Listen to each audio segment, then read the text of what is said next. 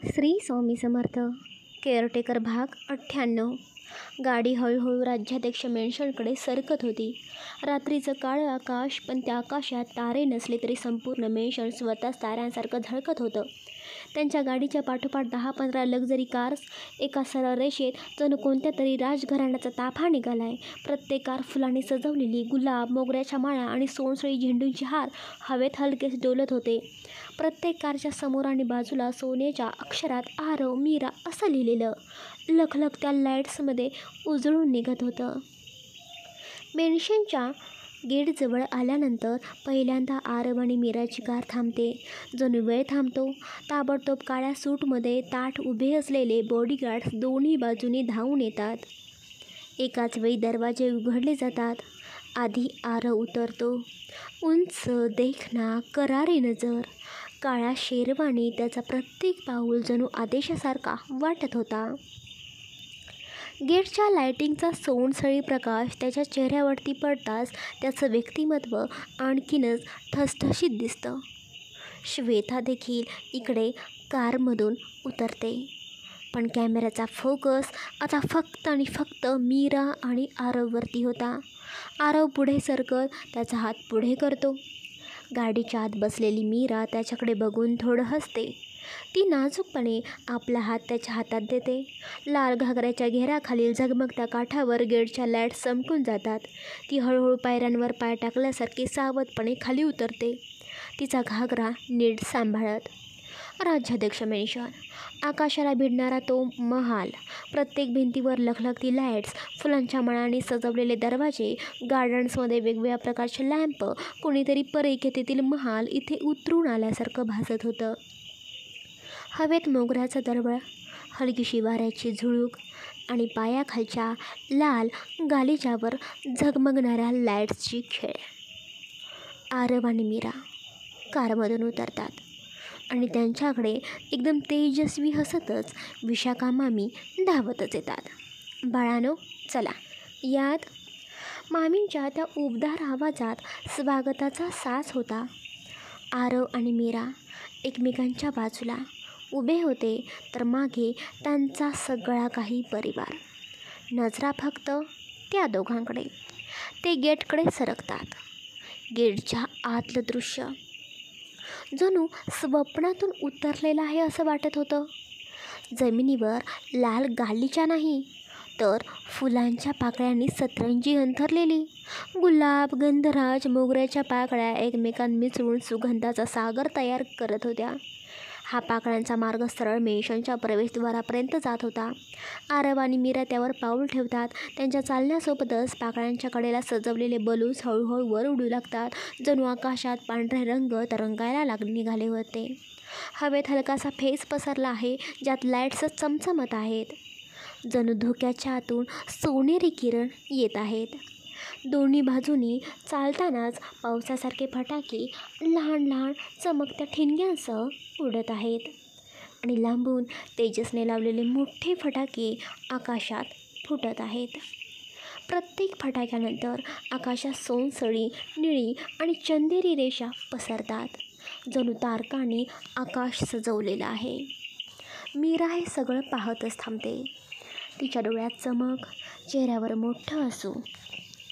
आरव तिच्या हातावर हलकासा दाब देतो आणि ती परत चालू लागते. आरव आणि मीराच्या एंट्रीच्या ठिकाणी हवेत सुगंध आणि उत्साहाचा दरवळ पसरलेला होता. फुलांच्या पाकळ्यांवरून चालत ते पुढे सरकत होते आणि त्यांच्या दोन्ही बाजूला काहीतरी खास दिसत होतं. छोटे छोटे पोस्टर्स, जिथे त्यांच्या लग्नातील क्षण कैद केलेले होते. हलकेसे ब्लर केलेली पार्श्वभूमी, पुढे त्यांच्या हसरे चेहरे, हळदीचा रंग, सप्तपदीचा क्षण, वरमाळा, हसरा, डोळ्यातला भाव, सगळं अगदी सुंदर फ्रेममध्ये बंदिस्त. हे पोस्टर्स एकाएकी इथे लावलेले पाहून असं वाटत होतं की त्यांच्या आयुष्यातील सर्वात सुंदर दिवस पुन्हा एकदा डोळ्यासमोर उभा राहिला आहे. आणि समोर एक भव्य मोठा पोस्टर, ज्यात मीरा एका सुंदर पारंपरिक पोजमध्ये. पोस्टरवर अक्षरात लिहिलेलं होतं, वेलकम सुनबाई. तो शब्द वाचून मीराच्या ओठांवर हलकंसं हसू उमटलं. डोळ्यात आनंदाची लखलख होती.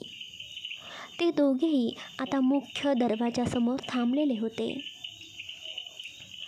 आतल्या बाजूला घरातील स्त्रिया एकत्र जमलेल्या होत्या. समोर आशा काकू, हातात मोठं झळाळणारं चांदीचं आरतीचं ताट, ज्यात फुलं, अक्षदा, हळदी कुंकवाचा डबा, दिवा आणि सोन्याचं नाणं. मीरा बाळा, आरव, आधी मी तुमच्या दोघांचंही औक्षण करते, मग मीरा तू माप ओलांडून घरात प्रवेश कर, आशा काकू हसतच म्हणाल्या. आरतीचा दिवा फिरता सोनसळी प्रकाश त्यांच्या चेहऱ्यावर पडला.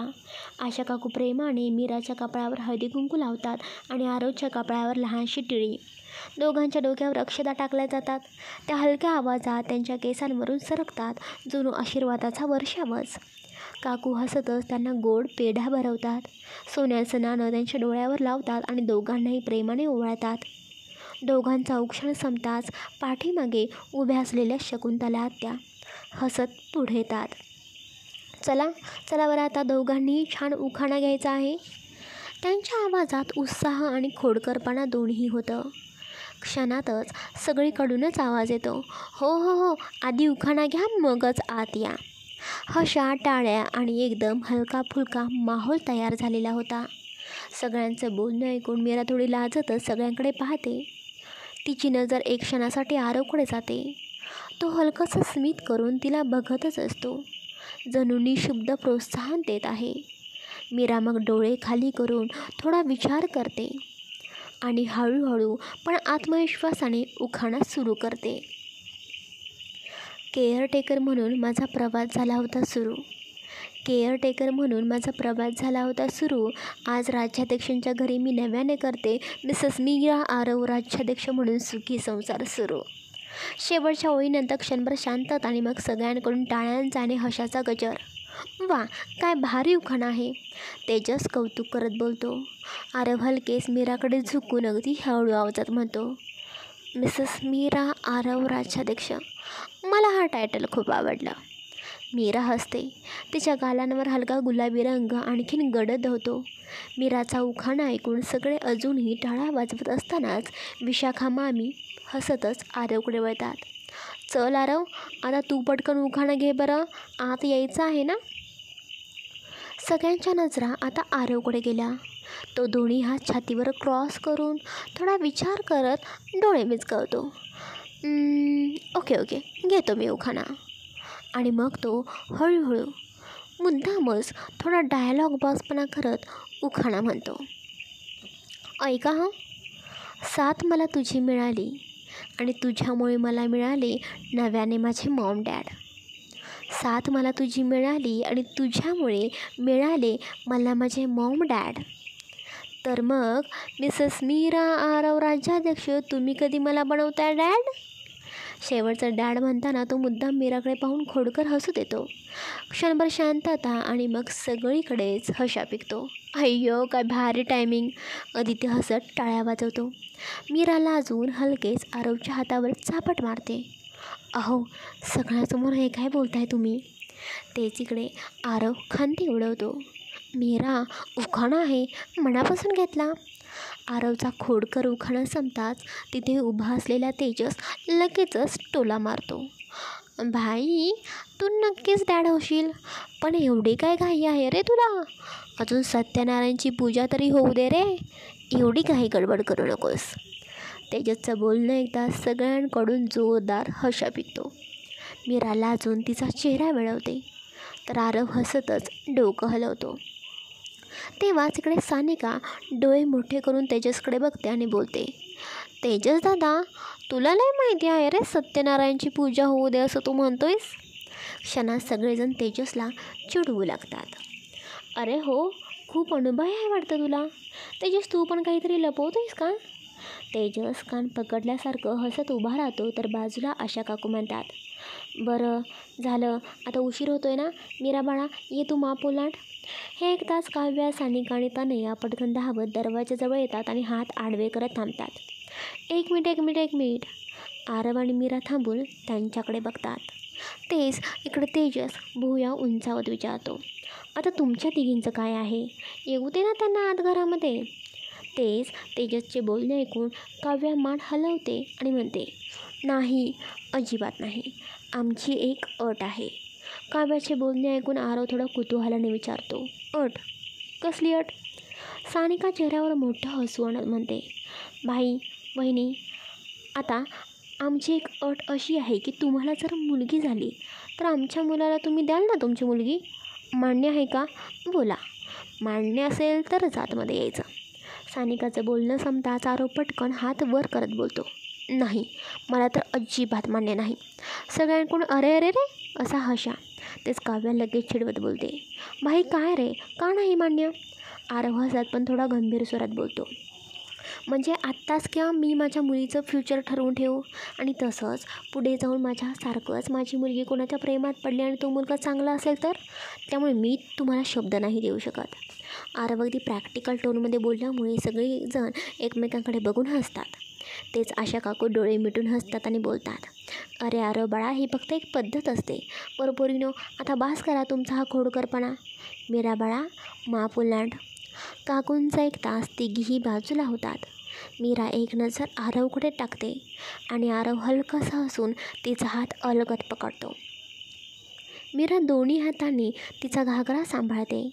घेर इतका मोठा की सानिका लगेचच धावत येते आणि तिच्या पाठीमागून थोडीशी तिला मदत करते. हळूहळू सावकाश मीरा उजव्या पायाने माप ओलांडते. आरव आणि मीरा उजवा पाऊल टाकून गृहप्रवेश करतात आणि त्याच क्षणी सगळीकडून जोरदार टाळ्यांचा गजर, फुलांचा वर्षाव, कॅमेऱ्याचे फ्लॅश आणि घरभर हसण्याचा आवाज. आरव मीराचं माप ओलांडून घरात प्रवेश करणं नुकतंच झालेलं असतं. तेव्हा शकुंतला आत्या हसत म्हणतात, सुनबाई आणि आरव, आता तुम्ही जे माप ओलांडलेलं आहे आणि त्यातले गहू खाली सांडले आहेत ते तुम्ही दोघांनी मिळून परत भरायचे आहेत. अचानक आदित्य भुवया उंचावतो, आजी असं का करायचं? आमच्या लग्नातही मला आणि पल्लवीला असंच करायला सांगितलं होतं, पण त्यावेळी मला कारण समजलं नव्हतं. सगळ्यांच्या नजरा शकुंतला आत्यांकडे वळतात. त्या हळूहळू प्रेमस्वरात सांगायला लागतात, अरे लग्नानंतर जेव्हा गृहप्रवेशाच्या वेळी मुलगी माप ओलांडून घरात येते तेव्हा मुद्दाम त्या मापातलं धान्य थोडंसं खाली सांडतं. याचा अर्थ असा की ती जेव्हा या घरामध्ये येते तेव्हा तिच्याकडून किंवा संसारात कधी चूक होऊ शकते. पण मग काय करायचं? ती चूक सावरायची जबाबदारी फक्त तिचीच नसते बरं का. दोघांनी मिळून ती चूक सावरायची असते. दोघांनी मिळून ते सांडलेलं धान्य परत मापात भरायचं. याचा अर्थ सुखदुःखात चूक-बरोबरात एकमेकांना साथ देत राहायचं आणि एकत्र येऊन घरात प्रेम, आनंद आणि सुख निर्माण करायचं. त्यांचं बोलणं ऐकून तिथे सगळे काही क्षण शांत होतात. आरव आणि मीरा एकमेकांकडे नजरानजर करतात. डोळ्यांमध्ये हलकंसं हसू आणि समजूतदारपणाचे भाग होते. ते दोघे वाकून हळूहळू ते गहू गोळा करायला लागतात. जणू हा छोटा विधी नसून आयुष्यभरासाठी एक वचन देत आहेत. विशाखा मामी हातात एक सुंदर सोन्याच्या कडेने सजवलेलं कुंकवाचं ताट घेऊन पुढे येतात. त्यांच्या चेहऱ्यावर प्रेमळ हास्य होतं. मीरा बाळा, हे कुंकवाचं ताट आहे. यात तुझे दोन्ही पाय ठेव आणि घरात लक्ष्मीच्या पावलांनी ये. आरव हलक्याशा स्मिताने मीराचा हात घट्ट पकडतो, जणू सांगतो, मी तुझ्यासोबत आहे. सानिका पटकन तिच्या घागराचा घेर नीट करून धरते आणि इकडे मीरा सावकाश दोन्ही पाय त्या गोल लाल कुंकवाच्या पाण्यात टेकवते. पाण्याचा गारवा आणि रंगाचा स्पर्श तिच्या दोन्ही पायांनाही जाणवतो. त्यानंतर ती उजवा पाय टाकतच हळूहळू उंबरठा ओलांडते. तिच्या प्रत्येक पावलागणिक जमिनीवर उमटत जाणारी लाल ठशी, जणू लक्ष्मीदेवी स्वतः या घरात पाऊल ठेवत आहे. आशा काकू प्रेमाने म्हणतात, चला आता आधी आपल्या घरच्या देवाजवळ जाऊन आशीर्वाद घ्या आणि तुमच्या नवीन सुखी संसारासाठी प्रार्थना करा. आरव आणि मीरा हातात हात गुंफून देवघराकडे चालतात. त्यांच्या मागे कुटुंबातील सगळेजण आनंदाने आणि अभिमानाने येतात. देवघरासमोर दिव्यांचा उजेड हलकेच डुलत होता. दोघे हळदी कुंकू वाहतात, सुगंधी फुलं ठेवतात. समोर ठेवलेला गोड प्रसाद त्यांच्या नव्या प्रवासाचा साक्षीदार बनतो. दोघेही डोळे मिटून मनातून एकच प्रार्थना करतात, हा संसार प्रेम, विश्वास आणि आनंदाने भरलेला असू दे. त्यांच्या पाठीमागे उभे असलेले सगळे घरातले हात जोडून मनात तेच मागतात की या नव्या जोडप्याचं आयुष्य सदैवपणे सुखी राहू दे. सगळ्यांचे पाया पडून हसत गप्पा मारत वातावरण शांत झालेलं होतं. आशा काकू परत त्या दोघांकडे प्रेमळ आवाजात बघतात आणि म्हणतात, चला या बरं, आता तुम्ही दोघं आधी इथे बसा. त्या मऊसर हसत आरव आणि मीराला हॉलमधल्याच सुंदर सजवलेल्या सोफ्याकडे घेऊन गेल्या. इकडे आरव आणि मीरा दोघी आता सोफ्यावरती एकमेकांच्या शेजारी बसले. मीरा थोडी लाजली तर आरवच्या चेहऱ्यावर समाधानाची हलकीशी पसरलेली असतात. आजूबाजूला सगळे नातेवाईक बसून त्यांच्या नव्या संसाराच्या सुरुवातीला साक्षीदार बनले होते. अजूनही कानात तेवढ्यात आशा काकू हातात मीठ जवळच्या घेऊन पुढे आल्या. त्यांच्या चेहऱ्यावर एक गंभीर पण काळजी गडगडाट होती. बाजूला लग्न कार्य तर सुरळीत पार पडलं, पण एवढे लोक आले होते त्यात आमच्या सुनेला आणि लेकाला कोणाची नजर लागू नये म्हणून आधी तुमची दृष्टी काढते असं म्हणत त्यांनी मीठ मिरच्यांचा छोटा गाठोडा दोघांच्या समोर हलकेच फिरवायला सुरुवात केली. मीरा मात्र खाली मान घालून लाजेच्या गुलाबी छटे होताना त्यात गुरुजी बोलले, तरी मन चला आता एकमेकांना हार घाला. जणू प्रत्येक शब्दात हातात हार देण्यात आला. काळजी मीरा अलगदपणे पुढे आली, पण तेवढ्यात आदित्याने तिच्या सगळ्यापणे हसत आरवला दृश्याकडे पाहत होते. चला चला बहिणी, घाला आता हार. सगळ्या हसण्या खिदळण्याच्या गडबडीमध्ये एक भाऊ तर कधी त्याला उचलणाऱ्या दोघांकडे तिच्या बाजूला काढून झाल्यावर आशा काकू ते मीठ मिरच्या घेऊन श्वेता बाहेर गेल्या आणि तयाना आणि दाराबाहेर टाकून परत आल्या. आपली बहिणी जणू आता त्या घराच्या त्या दोघांच्या आनंदाच्या भोवती सगळ्यांचं संरक्षण कवच उभं राहिलं गेलं होतं. मीरा कशी बशी हार घालायचा प्रयत्न करते. हॉलमधल्या दिव्यांच्या मंद उजळलेला असल्याने ते जमत सगळ्यांच्या चेहऱ्यावर समाधानाने भाव दिसत होते आणि मीरा अलगद धावपळ सगळ्यात गाठ हशा खिदळ सगळं आता जरा शांत झालं होतं. आरव हलकेशा काकू मीराच्या गळ्यात हार घालतो आणि त्या क्षणी सगळ्या बाजूने टाळ्यांचा आणि फटाक्यांचा जल्लोष सुरू होतो. त्यानंतर मीरा आणि आरवला धावपळ झाली. एव्हरीबडी मस्ट बी टायर्ड ना. मंगळसूत्राचं तात्पर्य मीरा तुम्ही पण सोन्याच्या मनाने सजले तर मंगळसूत्र दोन छोट्या वाट्यांमध्ये संपायचंच ना. एका वाटीत त्या डोळे मोठे करून बोलल्या, अगं आशा त्यांना काय सांगते, पूजा झाल्याशिवाय हे भयंकर राहू शकत नाही. शांतपणे घुमतो. मधूच्या गळ्यात हॉलमध्ये एक पिन ड्रॉप सायलेन्स अलगद मंगळसूत्र हातात घेतो. त्याच्या बोटांमधून सोन्याची थंड झळाळी जाणवते. मी पण तेच ते मंगळसूत्र तरी म्हटलं गळ्यात हळूच घालतो. मागून श्वेता त्याच्या चेहऱ्यावरचा मिश्किल हसू आणि बाकीच्या चेहऱ्यावरची लाज हशा एकदम समजून गेलेलं होतं. मोठं घंटा नाही. आशा काकू हात हलवत असल्या आणि डोळे हळूवार मिळतात. म्हणजे मला असं म्हणायचं होतं की आरव तुझ्या रूममध्ये जाऊन तू आराम कर. खरं आणि श्वेता मीरा तुमच्यासाठी रूम तयार आहे. काव्या दाखव बरं जरा त्यांना त्यांची रूम. आज तुम्ही तिथेच राहा. उद्या सकाळी हळद काढायची आहे. हळद पाण्याचा खेळ आहे आणि मग जेजुरीला खंडेरायाचं दर्शन घ्या आणि परवा सत्यनारायणची पूजा थांबून गेला आहे. हे ऐकून आदित्य हसतच म्हणाला, सत्यनारायणची पूजा परवा? इकडे आता पाहायला राहावेल का आजूबाजूला जमा झाली होती. एकदम सगळ्यांनी आरवकडे पाहिले तर कुणी त्याच्या चेहऱ्यावर गॉड एक्झॅक्टली असा भाव होता. एक क्षणी मीराने आरव खाली घालून गळ्यात हसायला हलकं पकडून तिच्या गालावर लाडसर पडला आणखीनच गडद होत होता. जणू या छोट्या टीझिंगमुळे सगळा हॉल अजून एकदा हर्षाने आणि लाजरे उसळून निघालेला होता आणि प्रत्येक सगळ्यांच्या खोलीमध्ये पावलांचा आवाज मंदावत होता. यानंतर हॉलचा गोंगाट, हास्याचे फवारे आणि दिवसभराचा गडबडाट सप्तपदीचा आता हळूहळू शांततेत विलीन होत होता. मराठी लूकमध्ये शांतपणे श्वेता आणि मीराला रूममध्ये घेऊन गेली. गडद हिरव्या रंगाची दरवाजा आतून बंद झाला. उंच आंबाडा बांधलेला आणि पांढऱ्या मोगऱ्याच्या फुलांचा सुगंध दरवळणारा आणि बाहेरच्या झाडातून येणाऱ्या वाऱ्याचा मराठी चित्रपटातील प्राणीप्रमाणे मोहक दिसत होता. साडीचा घेर हाताने सावरत मीराच्या साडीला मॅच होईल असा हिरव्या काठाभोवती खांद्यावर घेतलेला सोळसोळी शेरवाणी आणि डोक्यावर परंपरागत मराठी टोपी असा रुबाबपूर्ण पेशवाई अंदाजात मोठं घर असेल. खरंच पिक्चरसारखं आहे.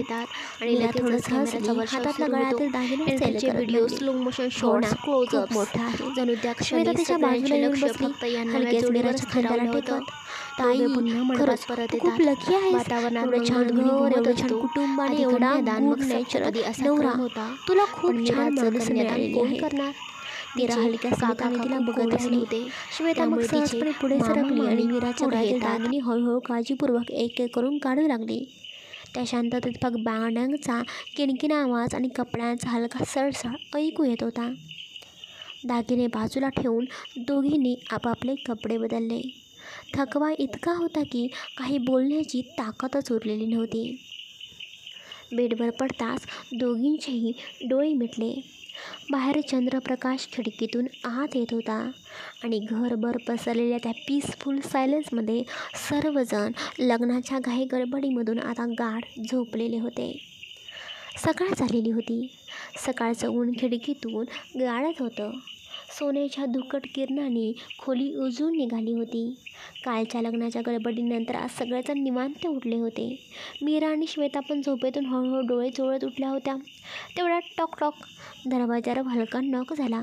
मीरा पटकन उठून दरवाजा उघडते. समोर विशाखा मामी हसतमुख उभ्या. मामी या ना आत, एवढ्या सकाळी? मीरा थोडी हसत म्हणाली. मामी हलक्या काळजीच्या स्वरात बोलल्या. अगं फक्त बघायला आलेले होते की तू ठीक आहेस ना, आणि तुला सांगायला आले होते की आंघोळ वगैरे काही करू नकोस. मीरा थोड्या आश्चर्याने बोलते. का? मी तर आत्ताच तयार होणार होते. मामी डोळं मिचकावत बोलतात. अगं मीरा, आज रंगपाण्याचा खेळ आहे ना, म्हणजे हळद उतरवायची. नवरा बायकोला एकत्र बाहेर आंघोळ घालतात. थोडे खेळ घेतले जातात, तुला माहिती असेलच. म्हणून आता तू काहीही करू नकोस. साधी एखादी सिंपल पिवळी साडी नेस आणि बाहेर ये. मी सानिका, काव्या, तनया यांनासुद्धा तुझ्या मदतीला पाठवते. बरं मामी, चालेल. मीरा हलकं हसत मान हलवते आणि परत रूममध्ये जाते. काही वेळातच काव्या, सानिका आणि तनया रूममध्ये येतात. सगळ्यांच्या चेहऱ्यावर सकाळचा उत्साह.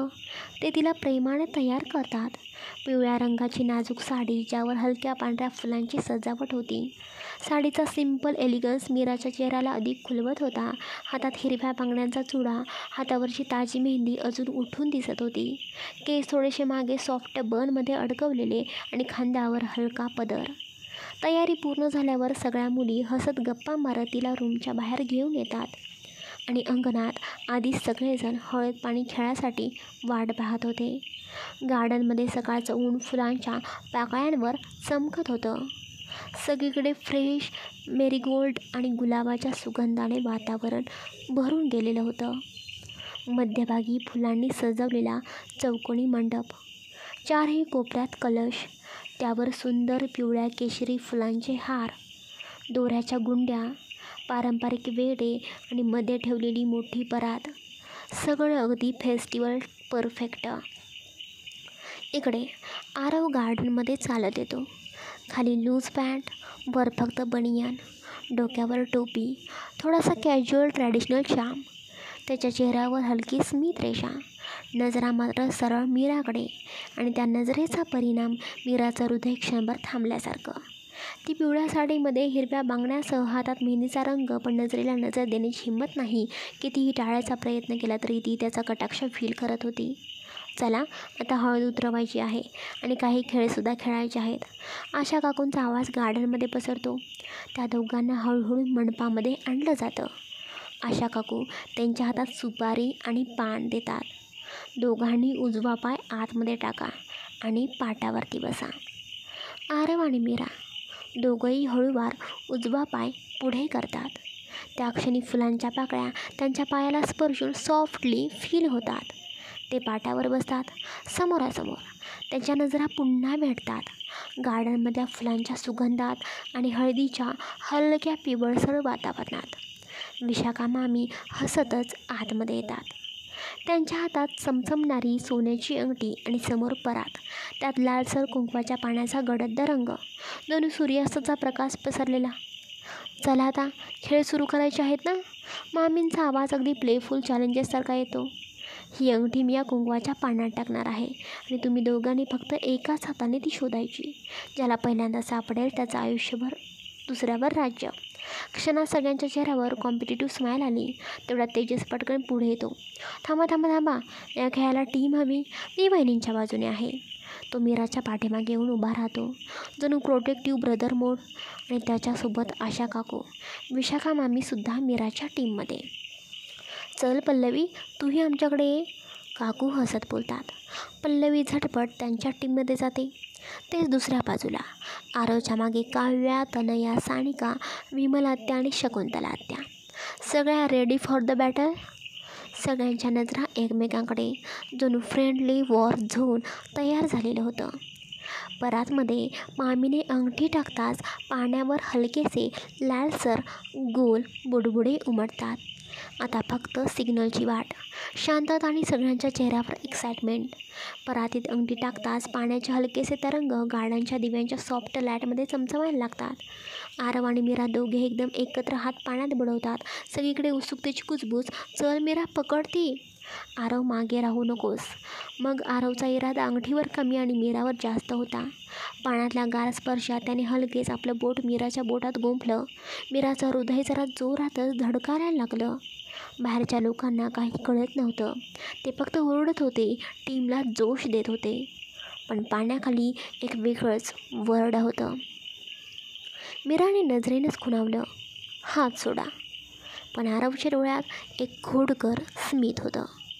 तो सोडायलाच तयार नव्हता. मीरा कशीबशी हात मोकळा करून पुढे सरकवते. अचानक बोट अंगठीला स्पर्श होताच तिच्या डोळ्यात चमक येते. ती क्षणाचाही विलंब न लावता अंगठी हातामध्ये पकडते आणि विजयी भावाने वर काढते. मीराच्या टीमकडून जोरदार टाळ्या आणि हशा. वा वा, आमची वीरा वहिनी जिंकली. तेजस उड्या मारत म्हणतो. भाई, गेम ओव्हर. आता आयुष्यभर तुझ्यावर राज्य आमचं आहे. आरव फक्त हसतो, पण त्याच्या नजरेतला तो हरलो पण जिंकलो भाव मीराला अगदी स्पष्ट दिसत होता.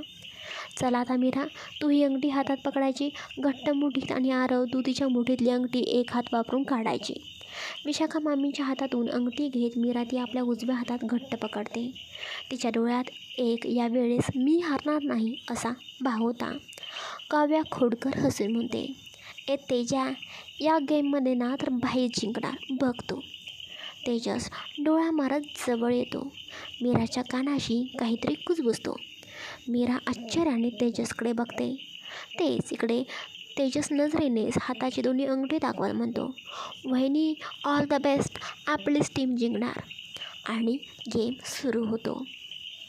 आरव फक्त एकाच हाताने मीराची मूठ उघडण्याचा प्रयत्न करत होता. त्याचा हात दमदार, पण मीराची पकडही तितकीच हट्टी. पाण्याच्या आवाजाऐवजी आता गाड्यांमध्ये फक्त टाळ्या, हशा आणि कमोड भाईचे आवाज घुमत होते. पण आरवचं लक्ष मात्र वेगळंच होतं. तो मीराच्या बोटांना हलकेच मागे ढकलतो, मध्ये बोट घालतो आणि मध्येच तिच्या डोळ्यांकडे बघतो. मीरा एक हलकासा डोळा मारते. आरवच्या चेहऱ्यावर हसू पसरतं. आता त्याला अंगठीचं भान राहिलं नाही. त्याचा हात तिच्या हाताभोवती गुंतलेला, फक्त त्या स्पर्शात तो हरवलेला. भाई, टाईम संपत आला आहे. पाठीमागून सगळ्यांचे ओरडे, पण आरव अजूनही मीराकडेच पाहतो. टायमरचा शेवटचा आवाज होताच तेजस उड्या मारतच ओरडतो, time over, time over, time over, वहिनी इज द विनर, वहिनी इज द विनर. तेजसचे बोलणे ऐकून सगळीकडे हशा, टाळ्यांचा गडगडाट होतो. सगळीकडे हशा आणि टाळ्यांचा गडगडाट होताच मीरा हसतच तेजसला टाळी देते, जणू त्यांचा प्लॅन अगदी परफेक्ट जमला. आरवच्या चेहऱ्यावर मात्र हलकीशी आता कळलं मला अशी स्मित रेषा. त्याला उमगलेलं असतं की मीराचा तो डोळा मारणं फक्त त्याचं लक्ष विचलित करण्यासाठी होतं. विशाखा मामी पुन्हा पुढे येऊन म्हणतात, चल आता उलटं करूया. आरव, तू ही अंगठी हातात घट्ट पकड. मीरा, तू दोन्ही हात वापरून सोडवायचा प्रयत्न कर. काव्या पटकन बोलते, का बरं? भाईने एकच हात वापरला ना, मग बहिणीने सुद्धा एकच हात वापरायला नको का?